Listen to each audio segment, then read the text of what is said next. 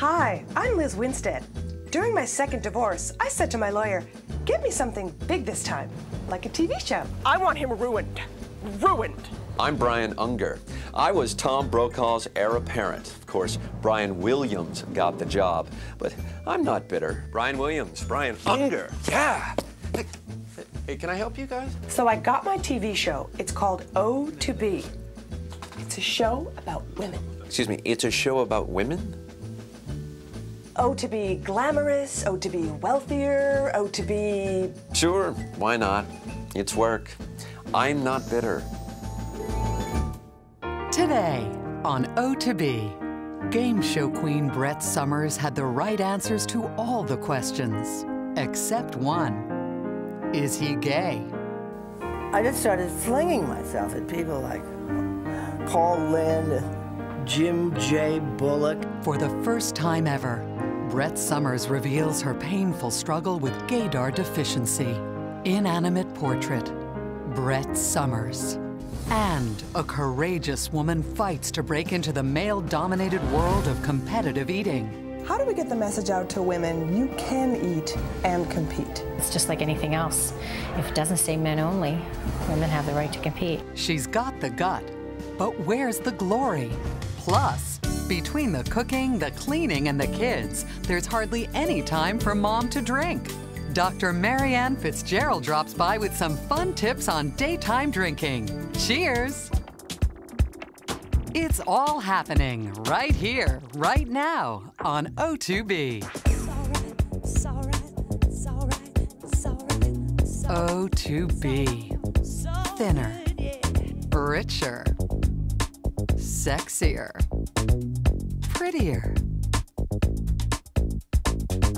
O2Be Anyone But Me. Now the hosts of O2Be, Brian Unger and Lizz Winstead.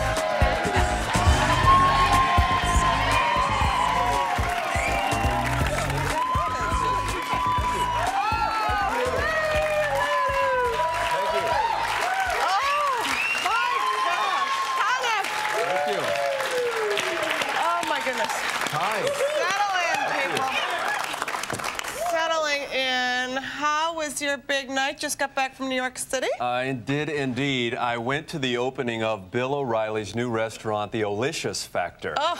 Yeah. And I want to know every detail. I was up night. Well, who was there? I'll tell you. Well, sitting at my table was Bruce Willis, Bo Derek, Mark Skippy Price, Motor City Madman Ted Nugent, Lorne Michaels, the dude you're getting Adele guy. You know, that guy's dreamy even if you're not gay. Yep. And Mr. O'Reilly himself was in fine form. When one of the waiters screwed up an order, he yells, "Here's tonight's talking points. You're fired."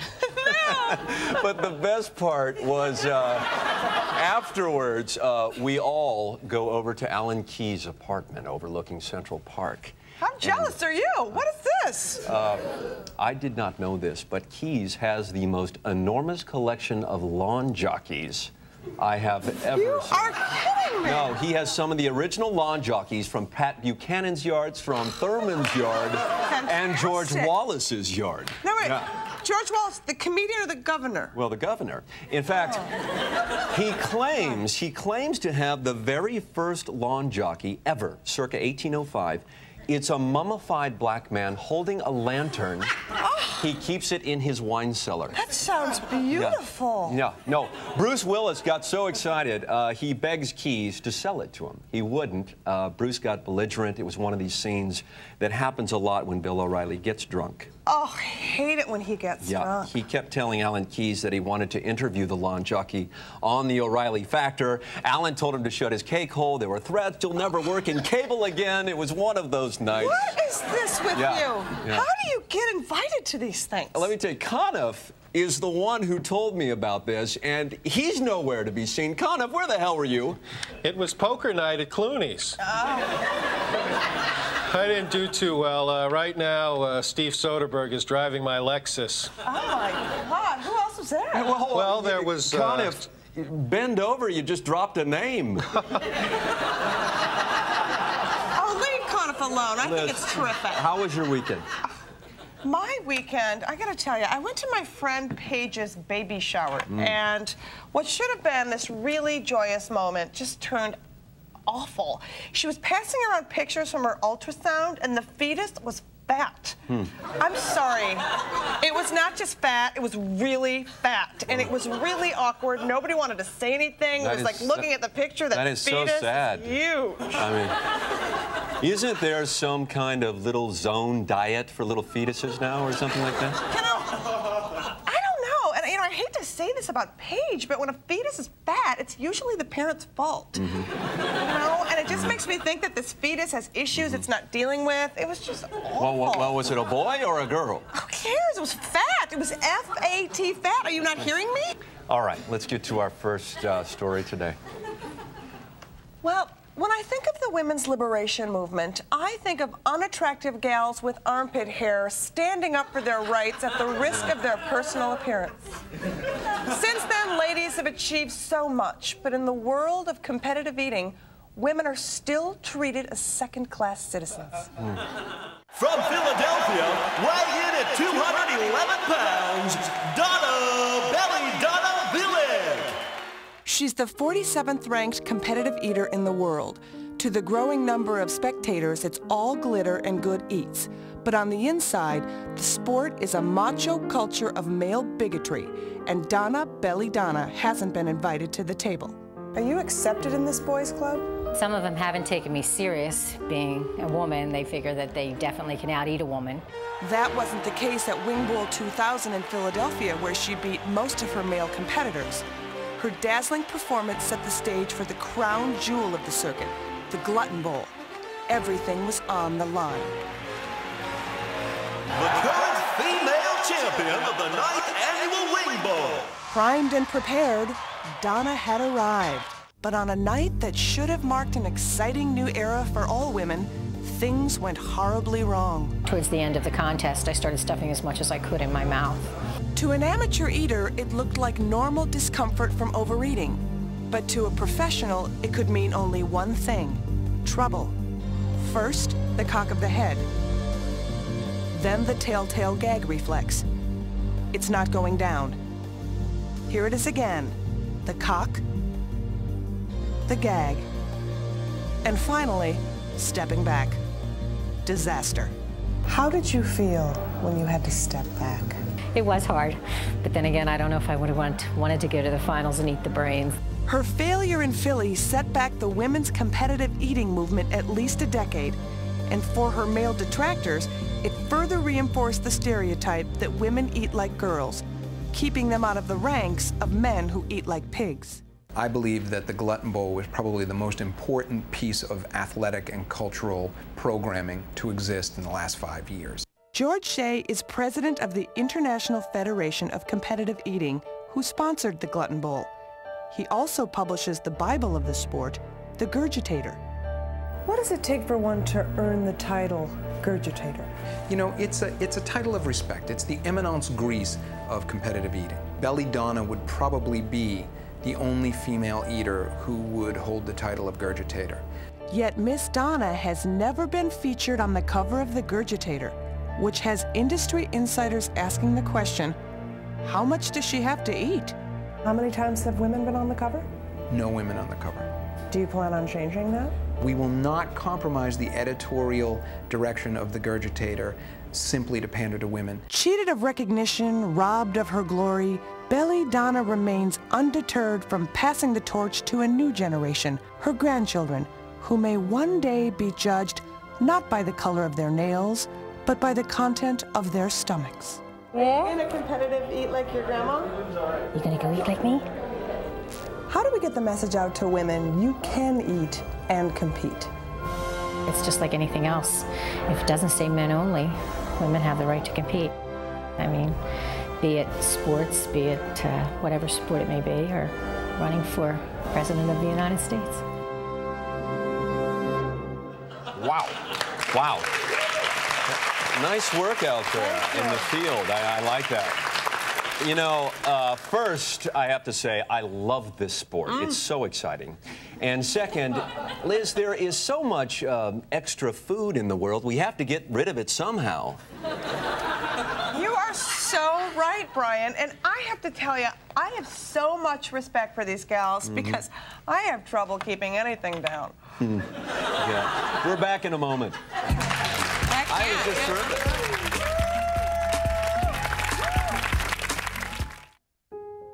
Coming up, Brett Somers sets the record straight about the day she was labeled a stalker. I was not carried by any goddamn security guard, let me tell you that. And daytime drinking. Our health expert tells busy moms how to fit it in.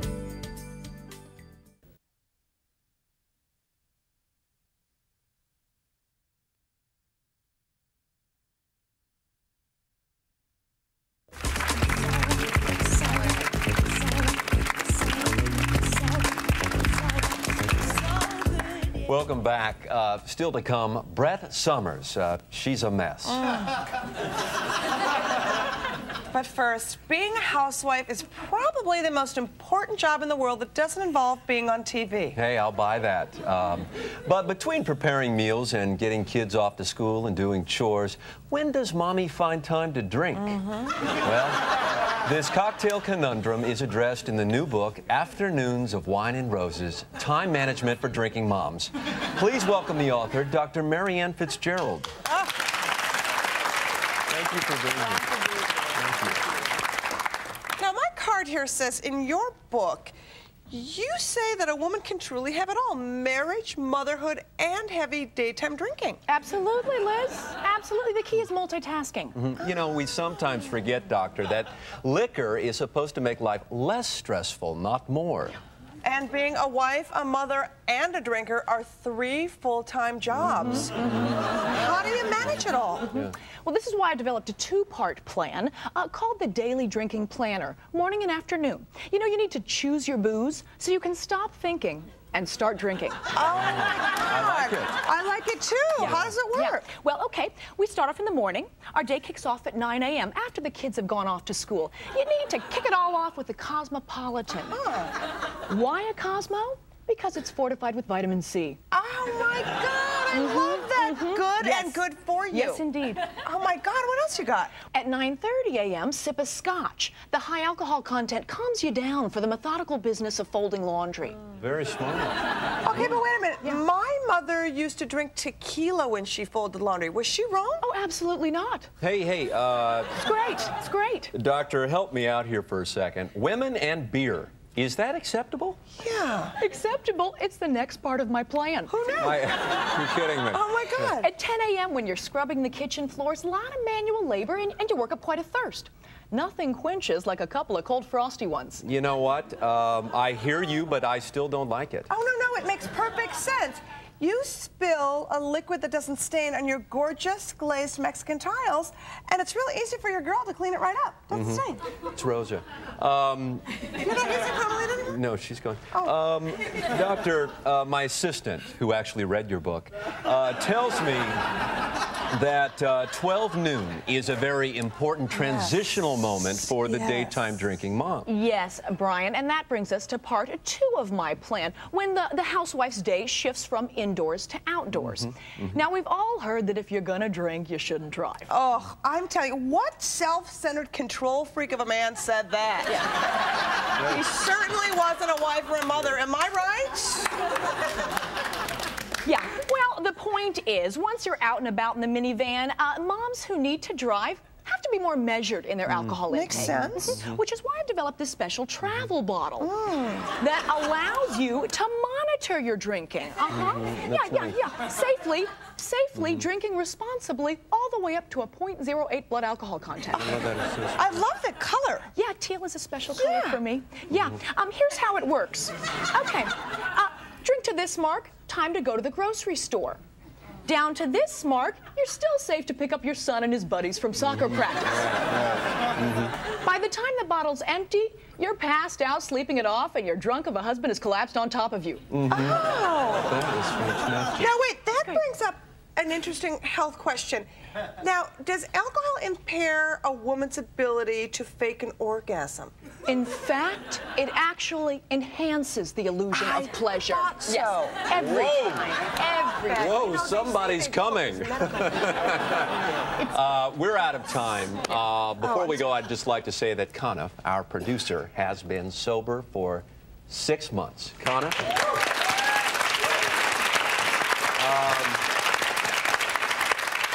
So what do you say, big guy? You thirsty? Well, you know, the key to staying sober is living one day at a time and maintaining your sense of self-esteem. You know, Conniff, it used to be so much fun when you were a drunk. Yeah. I don't know what happened. Yeah, way Really more fun. Conniff. It's not fun now. No, not so much. Dr. Fitzgerald, thank you so much for being Yes. here. You are back very after fun. Thank you for coming. Always great. Still to come, an agonizing 4 minutes with Brett Summers.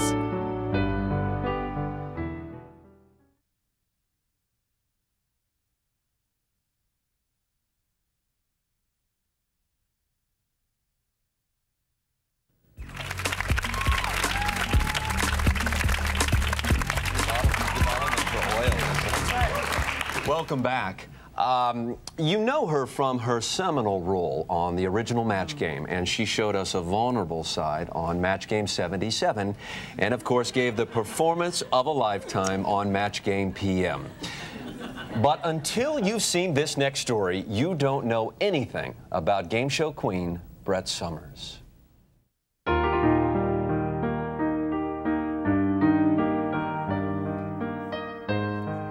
As the wisecracking darling of Match Game, Brett Summers was loved by millions. But few knew this funny lady had a dark side that eventually spoiled the game and ruined the fame. People thought I had everything. I was married to leading man Jack Klugman. We had 2 beautiful children, but I had this secret. Her secret? On her first day at Match Game, Brett fell in love with a man sitting inches away, a man named Charles Nelson Riley. I thought, he is the most attractive, sexy man I've ever met in my life. I thought we should be together. I'm going to have that man. Oblivious to Brett's love, Riley dealt her a crushing blow. It was such a shock to me that he wasn't interested in me. I mean, guys were still attracted to me, but not Charles. Never Charles. And the more he rejected me, of course, the more I wanted to be near him. Brett's unrequited love for Charles sabotaged her marriage and turned to obsession. Brett sank into a world of depression and sexual promiscuity. I just started flinging myself at people like Paul Lynde and Jim J. Bullock and Juan Wenner, whatever his name was. You know that guy who came out of the closet and ran off with that 17-year-old boy? And on one fateful night, Brett fell into a pit of perversion she never dreamed possible. The night I found myself in bed with Waylon Flowers and Madam. I knew I had to do something about this. I didn't know what. Brett hit rock bottom. She became a shut-in, a recluse. I just got into bed, and I just lay there, watching Charles on The Ghost of Mrs. Muir, over and over and over and over and over again. Now, the thoughts of pleasuring myself came to mind, but, oh, darling, I come from Maine. People in Maine don't do that. In a cry for help, Brett phoned her best friend, Marcia Wallace, who rushed to Brett's side. She had locked herself up in her Charles Nelson Riley shrine room, where she had any number of pictures and memorabilia and artifacts. Her personal hygiene left something to be desired after being holed up there in the shrine for lo those many days. She immediately recognized that Brett needed urgent professional care. I put her on a plane for Lubbock so she could start the 3-step program for women obsessed with gay men. The Doris Day Clinic was founded specifically to treat women who were born without gaydar. Women everywhere have benefited from the clinic's 3-step program to identify gay men. Step 1, does he have a close relationship with his mother? Step 2, does he like Steve Sondheim? Step 3, does he act and dress like Charles Nelson Riley? Oh, honey, it was a wake-up call. Brett was astonished to learn she was not alone. There are lots of women there. As a matter of fact, it's where I met Liza. She was my roommate. Unfortunately, it didn't take. Liza. Today, a recovering Brett is devoted to helping other women who love men. Now each year, she holds an annual charity event for gaydar deficiency. It's called the Brett Summers 10K Run, because he's gay. I have helped thousands of women. We collect a lot of money. And these women have better lives like I do. But Brett's biggest challenge is managing her illness one day at a time and reconciling with her past. Charles and I are wonderful friends now. We have a very close friendship. And I'm fine. Well, she'll tell you she's all right. I'm fine. You asked me if I was fine? I'm fine. I'm telling you, I'm okay. I'm fine. Brett Summers. She's fine.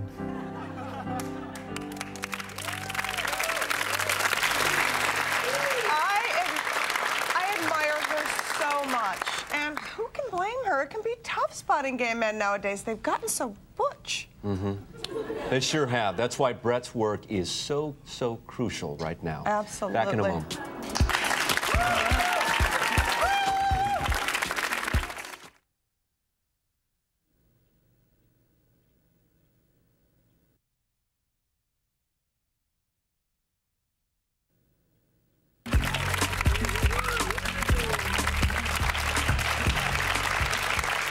Show for today. We want to thank Dr. Marianne Fitzgerald for being here. We sure do. Be sure to join us next week when we show you how to trap and skin your own snow leopard riding pants. It's easier than you think. Have them, live in them. Okay. Remember, if you want to be somebody else.